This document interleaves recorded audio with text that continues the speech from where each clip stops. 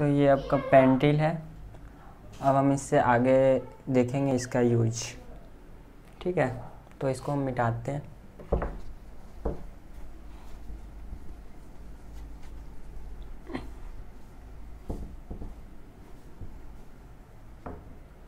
जैसे देखिए, कल मैंने आप लोगों को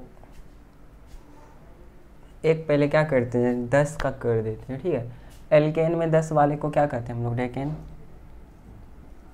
इसका होता है C10 और H कितना, 10 दूनी 20 और 20 + 2 22, दोगुना से 2 ज़्यादा, इसी को तो हम लोग कहते हैं एल्केन और इसका नाम हो जाएगा डेकेन। तो चलिए, डेकिल कितना होगा, तो एक कम, इसमें से हाइड्रोजन एक कम कर देंगे, C10 H 21 और एक बॉन्ड इसका खाली रहेगा। देखिए ये कैसे होता है, तो C10 का एक लंबी श्रृंखला लेंगे, 3 3 6 10, सब पे क्या करते हैं, दूसरे कलर से हाइड्रोजन दिखाते हैं, 1 2 3, चलिए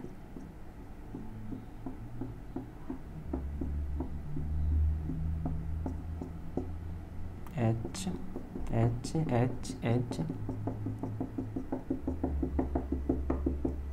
एक खाली रख देते हैं। ठीक है, लास्ट वाला,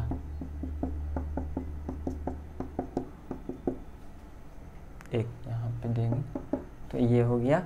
अब इसका देखिए हाइड्रोजन गिन के देखिए, 1 2 3 4 5 6 7 8 9 10 11 12 13 14 15 16 17 18 19 20 21, यानी C10 H 21 और एक बॉन्ड खाली। अब देखिए इसका हम जोड़ते, इसका काम क्या होता है। तो सबसे पहले देखिए हम लोग पहले एक यहाँ पे अगर हाइड्रोजन दे देंगे तो ये हो गया क्या, डेकेन। ठीक है, चलिए ये हाइड्रोजन था, ये डेकेन हो गया, और एक हाइड्रोजन हटा देंगे तो डेकिल। यहाँ तक तो आपको लोग को समझ में आ ही गया होगा। अब क्या करते हैं, हम कल एल्केन का शाखा वाला बता रहे थे, उसमें क्या था कि जैसे देखिए, मान लीजिए कि यहाँ पे कोई शाखा जुड़ा हुआ है। ठीक है, देखिए अगर हम 2 कार्बन का लेते हैं एल्कील में, तो C C H H H H H और ये खाली, यही चीज़ को मान लीजिए यहाँ आके जोड़ दीजिए। ठीक है, इतना चीज़ को, तो देखिए इससे जुड़ेगा ये। अगर यहाँ पे H रहता तो इस कार्बन का भी देखिए 4 बॉन्ड पूरा हुआ है और इस कार्बन का भी 4 बॉन्ड पूरा हुआ है, तो ये जुड़ेगा कैसे, कार्बन 4 से ज़्यादा बॉन्ड नहीं बनाते एक कार्बन, तो ये 5वां से थोड़ी ना जोड़ेंगे हम, क्योंकि कार्बन को 5 होता ही नहीं।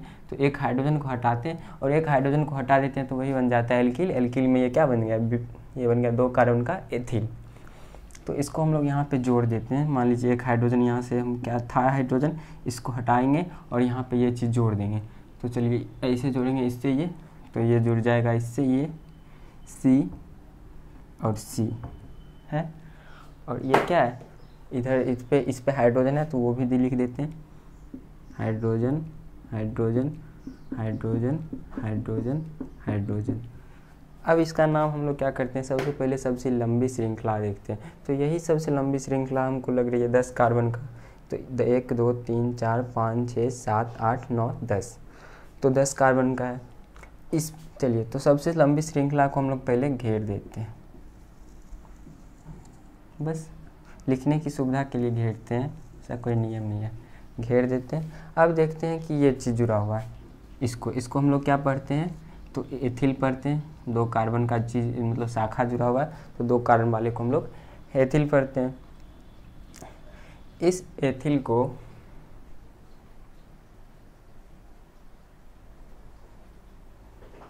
क्या करेंगे, ये एथिल नज़दीक किधर से जुड़ा हुआ है, इधर से अगर करते हैं तो 1 2 3 4 5 6 7वां कार्बन पे जुड़ा हुआ है, और इधर से करते हैं तो 1 2 3 4 चौथे कार्बन पे जुड़ा हुआ है। तो हम लोग गिनती इधर से शुरू करते हैं, तो ये पहला कार्बन, ये दूसरा, ये तीसरा, ये चौथा, ये 5वां, ये छठा, ये 7वां, 8वां, 9वां, 10वां। अब देखो 10 कार्बन वाले को हम लोग क्या कहते हैं एल्केन में, तो डेकेन। तो ये फाइनली डेकेन तो है, इसको डेकेन तो लिखेंगे, बट इससे पहले हमको जो इसका छोटा पार्ट है, छोटे हमेशा ध्यान रखना होगा आप लोगों को कि छोटे पार्ट को पहले लिखेंगे और बड़े वाले पार्ट को पीछे लिखेंगे। तो ये बड़ा वाला पार्ट मेन ये हो गया और इसका छोटा वाला पार्ट ये जुड़ा हुआ है, तो इसको तो हम लोग डेकेन कहेंगे। और ये क्या है, तो ये क्या था, एथिल था। और एथिल कहाँ पे जुड़ा हुआ है वो भी हमको लिखना पड़ेगा, तो 4 पे। तो इसका नाम पूरा का पूरा हो जाएगा 4 यानी 4 एथिल डेकेन। सही है। अब देखिए दूसरा एग्जाम्पल देते हैं। मान लीजिए carbon carbon carbon carbon carbon carbon carbon carbon, hydrogen आप लोग अपने मन में सोच लीजिए कि है, ठीक है। तो चलिए एक यहाँ पे लगा देते हैं C। पहले यही हाइड्रोजन को आप लोग अपने मन में ही सोचना है। तो इसका तो देखिए 3 तो है होगा H H H, तो ये क्या हो जाएगा, ये एथिल मतलब सॉरी मेथिल है, ये एक मेथिल जुड़ा हुआ ये। और ये सबसे लंबी श्रृंखला पहले देखेंगे तो 1 2 3 4 5 6 7 8 का है, और 8 का तो सबसे लंबी श्रृंखला है। बात तो सही है, लेकिन नज़दीक किधर से ये जुड़ा हुआ है एथिल, तो इधर से देखिए 1 2 3 4 है और इधर से 1 2 3 4 5। तो गिनती हम लोग इधर से करेंगे तो ये पहला, ये दूसरा, ये तीसरा, ये चौथा और ये 8वां। 5 6 7 8, ठीक है। तो ये बात, इसका नाम हो जाएगा 4 क्या, तो मेथिल। और ये 8 को क्या कहते हैं, ऑक्टेन। इसमें ध्यान देना है कि सब पे हाइड्रोजन सिंगल बॉन्ड में जुड़ा हुआ होना चाहिए। हम बस ये गंदा ना हो इसलिए हम लोग हाइड्रोजन अभी नहीं लिखे हैं, सिर्फ समझने के लिए, नहीं तो ये स्ट्रक्चर इस तरह से होगा, सब में सिंगल बॉन्ड हाइड्रोजन।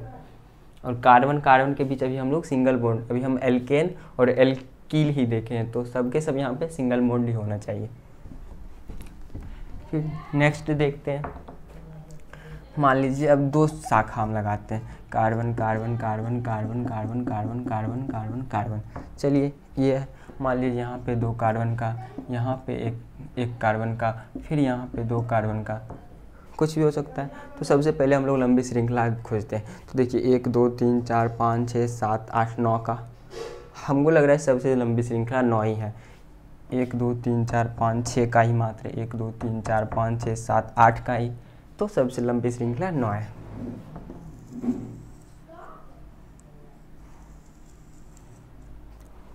उसके बाद देखिए यहाँ पे 3 चीज़ जुड़ा हुआ है, एक यहाँ पे है, एक यहाँ पे है और एक यहाँ पे है, शाखा। इसको एक कार्बन, हाइड्रोजन को मन में सोचना है। एक कार्बन वाले जो शाखा जुड़े होते हैं उसको हम लोग कहते हैं, एक कार्बन वाले को मेथिल, 2 कार्बन वाले को एथिल और फिर ये एथिल। अब हम देखते हैं कि शाखा नज़दीक से किधर से जुड़ा हुआ है। तो इधर से देखिए 1 2 3 चौथा और इधर से 1 2 3 चौथा और ये 5वां बीच में है, तो किधर से भी हम लोग गिनती कर सकते हैं। तो चलिए इधर से शुरू से ही करते हैं। तो 1 2 3 4 5 6 7 8 9, तो ये 9 वाले नोनेन तो होंगे, लेकिन उससे पहले जो चीज़ लगा हुआ है तो वो हमको देखना पड़ेगा। तो देखिए 4 पे एथिल और 6 पे एथिल और 5 पे मेथिल है। अब हम लोग को एक चीज़ ध्यान रखना होगा, मेथिल इंग्लिश में लिखाता है METHYL और एथिल लिखाता है ETHYL।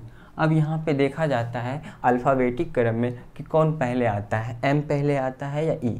तो देखिए E पहले आता है तो E वाला पहले लिखाएगा, M वाला बाद में लिखाएगा। यहाँ पे छोटा बड़ा नहीं देखा जाता, यहाँ पे अल्फ़ाबेटिक क्रम देखा जाता है। जहाँ देखा जाएगा हम वहाँ पे उसकी बात करेंगे। तो पहले एथिल वाला लिखाएगा। तो एथिल देखिए 2 जगह हमको दिखा, एक 4 पे है, एक 6 पे है। तो इसका नाम ऐसे लिखेंगे 4,6, 2 जगह है, तो इसको हम लोग डाई एथिल, फिर एक यहाँ पे ये देंगे, फिर ये कोमा देंगे, फिर 5 पे मेथिल है, तो ये बात लिखना है 5 मेथिल। और ये पूरा का पूरा क्या है, नोनेन। एल्केन है, सबका सब सिंगल बॉन्ड है, तो इसका नाम नोनेन। कितना सिंपल है। एक और एग्जाम्पल देते हैं आप लोग को, इससे भी थोड़ा डिफ़िकल्ट। आप लोग नोट करते रहिए या फिर वीडियो रोक दीजिए फिर नोट करिए, ठीक है, क्योंकि हम तो यहाँ पे लगातार पढ़ाते रहेंगे। चलिए ऊपर वाला मिटाते हैं। चलिए एक अपने मन से जल्दी से हम एग्जाम्पल लेते हैं क्योंकि वीडियो लंबी हो रही है। ठीक है, यहाँ कार्बन, यहाँ कार्बन, यहाँ 2 कार्बन, यहाँ कार्बन, यहाँ कार्बन, यहाँ कार्बन। चलिए एक यहाँ पे नहीं देते हैं ताकि एक पॉइंट क्लियर हो जाएगा। तो सबसे पहले हम लोग लंबी श्रृंखला खोजते हैं, तो बिना सोचे भी हमको लगता है यही होगा क्योंकि हम सबसे लंबी श्रृंखला यही बनाए ही हैं। अब देखिए गिनती हम लोग इधर से देखिए तो ये कितने पे, 1 2 3 4 पे है और इधर 1 2 3 पे है। इधर से ही करते हैं 1 2 3 4 5 6 7 8 9 10 11। 11 को हम लोग अनडेक कहते हैं, तो ये अनडेकेन है। इसके बाद देखिए एक 3 पे लगा हुआ है, एक 4 पे लगा हुआ है, एक 5 पे लगा हुआ है, एक 6 पे लगा हुआ है, एक यहाँ लगा हुआ है। तो देखिए 1 2 3 4, 4 को लगा हुआ है एक कार्बन वाला METHYL मिथाइल। इसको मेथिल और इंग्लिश में मिथाइल पढ़ते हैं। और ये इथाइल एथिल ये यहाँ पे है। तो पहले E वाला लिखाएगा, उसके बाद M वाला लिखाएगा। तो चलिए इसका नाम हम लोग देखते हैं, इसको मिटाते हैं।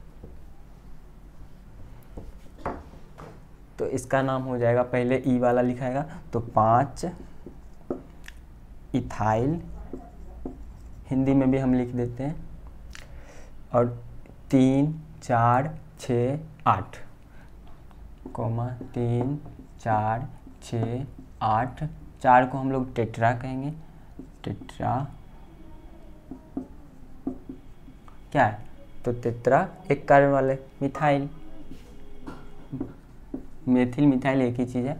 और ये 11 कार्बन का लंबी श्रृंखला था, तो अनडेकेन। हिंदी में तो 5 मेथिल 3 4 6 8 टेट्रा